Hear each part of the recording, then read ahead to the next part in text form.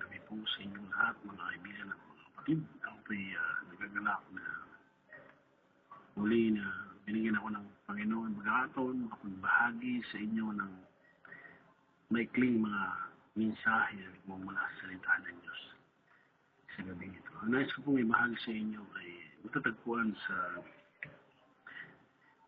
Genesis.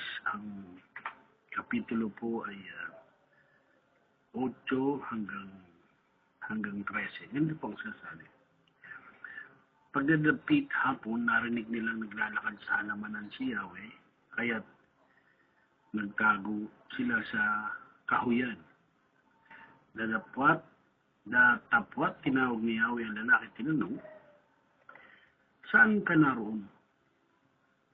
"Natakot po ako nang marinig ko kayong nasa hardin. Nagtago po ako sapagkat ako'y hubad," tugon ng lalaki. "Sinong may sabi sa iyong hubad ka?" tanong ng Diyos.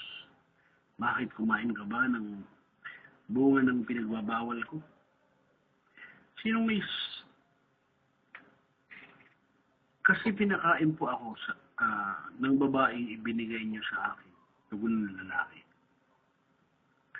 "Bakit mo naman ginawa iyon?" tanong ng Diyos sa babae. "Mangyari po'y nililang ako ng ahas, kaya ako'y natuksong kumain," tugon naman niya. Amen. Pinagpala na po ng Diyos ang kanyang mga salita na ating binasa sa gabi ito. Dito po sa talatang ito, nais pong ituro sa atin ng Panginoon ang pagiging responsable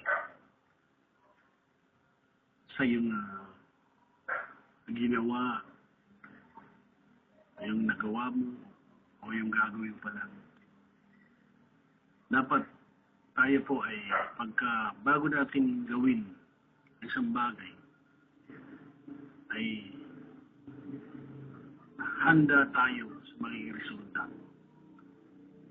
At ito'y isipin muna natin ng ilang beses bago natin gawin. Kasi po ang tendency po niyan, pagka hindi tayo handa, ang tendency po niyan ay imbis na tayo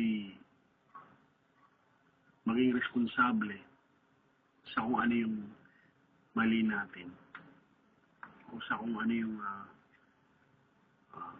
nagawa nating hindi tama, na dapat nating aminin at itama sa harapan ng Diyos. Ang tendency po nito ay imbis na aminin ay maghahanap ng dahilan o magtuturo ng iba sa kanya mga nagawang kasalanan. Alam niyo, isang bagay na mahirap yung hindi mo aminin na ikaw ay nagkamali, nagkasala. Bagkus ay ibabato mo sa iba. Bakit ka nang kaganon o bakit nangyari yung bagay na yun? Yun po isang sign ng pride. No? Yun ang ayaw ng Diyos. Ayaw ng Diyos na mangyari sa buhay natin na tayo mabuhay sa pride. At isa pang bagay, pag hindi tayo marunong umamin o tanggapin ang ating pagkakamali na ginawa natin o nagawa natin, kailanman hindi tayo magkakaroon ng kaayusan sa sarili natin. Hindi tayo matutulungan ng sino man. At walang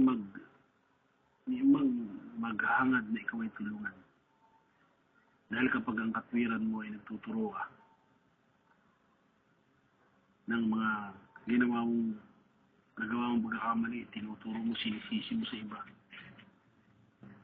Walang magnanais na tulungan ka at tumulong sa iyo. Ganun din ang Diyos. Pero sabi ng Biblia, ang taong naghahayag ng kanyang kasalanan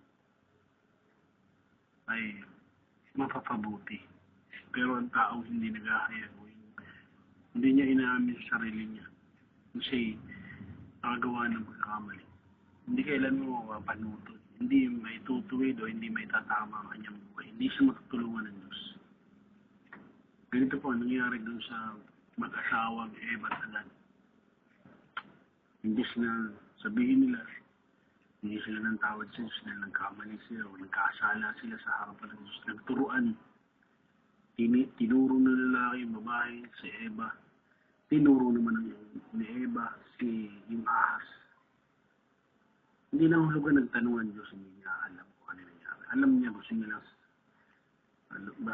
marinig sa ibibig. Gusto niya marinig na aminin mo na nagkamali ka, nagkasala. Nang sa ganun, ikaw ay matulungan ng Diyos, maayos niya. Pero kailanman, hindi ka magtatagumpay. Hindi ka magiging mapaayos. Kung hindi maaminin, hindi mo tatanggapin na ikaw ay nagkamali, nagkasala sa harapan ng Diyos. Magkos sisisi mo pa sa iba, bakit ka nagkaganyan? Hindi ka matutulungan ng Diyos.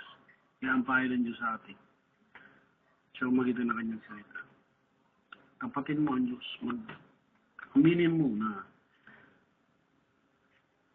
ikaw ay nagkasala. Huwag na magturo ng iba, ng sino man. Huwag mo sabihin, mga kaganito, kasi dahil sa tao niya yun. Huwag ka nang maghanap pa ng dahilan kung sino yung bakit ka nagkaganyan. Kundi, tignan mo na agad ang sarili mo.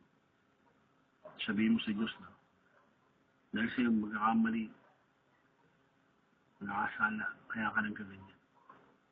Pagka ginawa mo yan, tsaka ka matutulungan ng Diyos. Amen? Nawa po ay naintindihan ninyo yung pasalita. Nais ng Diyos na matuto kang maging responsable sa kung ano yung nagawa mo. Huwag mong isisisi sa iba. Aminin mo sa harapan ng Diyos at kanya kang tutulungan. Ayusin niya, pagagalingin ka. Tutulungan ka sa iyong mga dalahin sa iyong buhay. Amen. Kaya po yung buta yung manalangin. Panginoon, salamat po sa iyo sa mga salita mo namin pong napagbulay-bulay sa gabi ito. Alam ko, Panginoon, na tinuruan mo kami. Ama, pagpalayan mo po yung mga tao na nakinig ng mga salita. Tulungan po sila, bigyan po sila ng lakas na loob upang aminin nila sa iyong harapan na sila'y nagkamali, nagkasala, upang matulungan mo sila, Lord, na may ayos sa kanilang buhay. At nang sa ganun sa susunod, Panginoon, tanggapin na nila, Panginoon, ang pagpapala na nagmumula sa maayos na pamumuhay. Salamat po, Panginoon. Pagpalayan mo po mga lahat ng mga nakapanood dito. Ikaw po, Panginoon, patuloy na sumama sa kanila. Ama, ito po aking dalangin naman sa pangalan ng Panginoon sa Kristo. Amen, amen.